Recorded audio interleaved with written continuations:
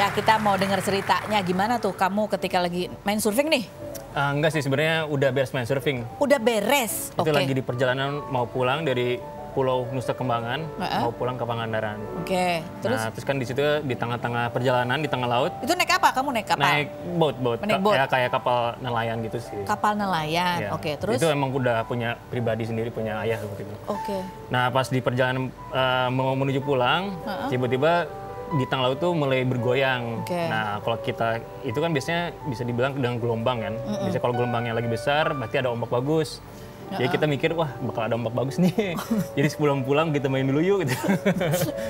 Terus ternyata pas di perjalanan, kok ada suara aneh gitu. Ada suara kayak gerumbulan apa ya, kayak suara gitu. Ya gurur gitu.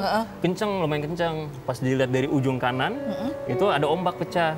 Terus diikutin garisnya. Ternyata di belah sananya pecah juga. Dan itu satu ombak, nyambung dia. Nyambung. Jadi akhirnya kita lewatin ombak pertama. Pas di ujung ombak tuh pecah. Terbang tinggi, makanya di sini ada juga ini sobek di sini. Sini sobek, kena board lagi, kena pinggir kapal. Astaga. Ya, dan itu sempat black out kalau itu. Oh pingsan? Pingsan, baru sadarnya di kedalaman 4 meter baru sadar, baru bangun. Maksudnya kamu di dalam itu? Dalam air, aku nyubur ke dalam air. Kan tenggelam tuh ya, baru melek sadar gitu. Iya, naik ke atas, bas itu mungkin 1 menit kurang ada lagi ombak yang kedua, yang lebih gede lagi. Kita lewatin, tapi timingnya nggak pas. Jadi pas sudah naik ombaknya pecah, jadi perahunya tuh penuh dengan air dan itu nggak bisa dibuang. Akhirnya kita harus nunggu sampai besok pagi untuk ada jemputan. Jadi terapung-apung tuh. Terapung-apungnya di kapal sih. Dan itu salah satu pengalaman yang. Itu pengalaman yang nggak akan pernah dilupain. Terus dari situ juga mulai belajar tentang sikap di mana kita harus bisa menghargai alam. Oh nggak boleh terlalu jumawa dan sombong gitu ya. Oke. Nanti kita ngobrol lagi sama David John. Berikut ada Meiska. Kita atur profilnya berikut ini. Kali di aplikasi musik digital ini dibandingkan dengan mahal ini oleh netizen, lantaran keduanya berasal dari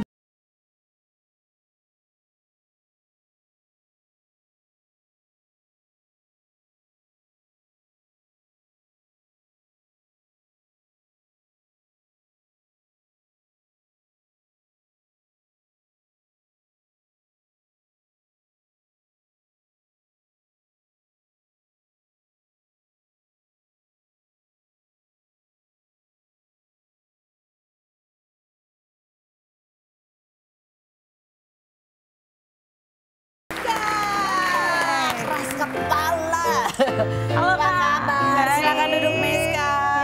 Oke, kita lihat ini ya. Ini kan lagu yang gila ini viral sekali, banyak sekali streamsnya sampai ratusan juta streams, Masya Allah ya. Dan ini ada di satu album yang judulnya adalah Hanya Figuran. Hanya Figuran. Oke, kita mau lihat lagi kompilasi video Meiska berikut ini coba.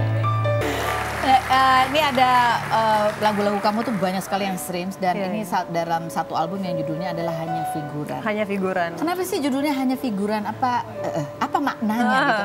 Sebenarnya kalau dilihat dari judulnya Hanya Figuran kan artinya bukan pemeran utama ya.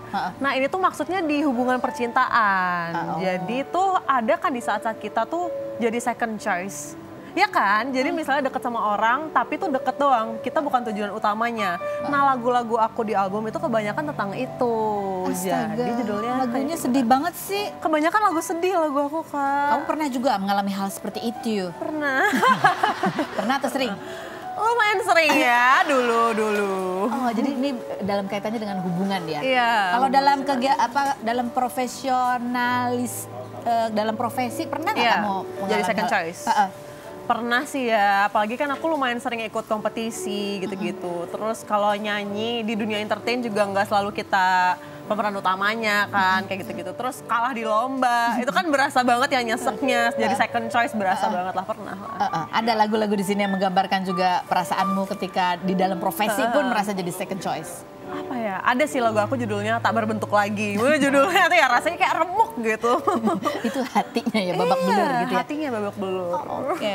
Nah, kita nanti akan ngobrol lagi sama Meiska. Tapi sebelumnya saya ada informasi yang penting sekali untuk Anda semua. Untuk Sobat Finansial, LPS Financial Festival hadir di Medan ya. Dan Anda bisa datang bergabung dalam perayaan 2 dekade Lembaga Penjamin Simpanan tanggal 20 sampai 21 Agustus 2023 2025 di Rigale International Convention Center selama 2 hari penuh. Nikmati beragam kegiatan seru yang dikemas dengan ringan dan fun. Mulai dari business talks bareng para pakar dan praktisi, kelas edukasi keuangan biar makin pintar kelola uang, penampilan spesial dari musisi favorit dan kompetisi video financial literacy berhadiah puluhan juta rupiah. Catat tanggalnya, kosongkan agendamu dan ajak orang terdekat. Acara ini gratis dan terbuka untuk umum. Daftar sekarang di barcode yang tertera di bawah ini. Oke, kita kembali lagi, jangan kemana-mana, tetap di Rumpi Daus Secret.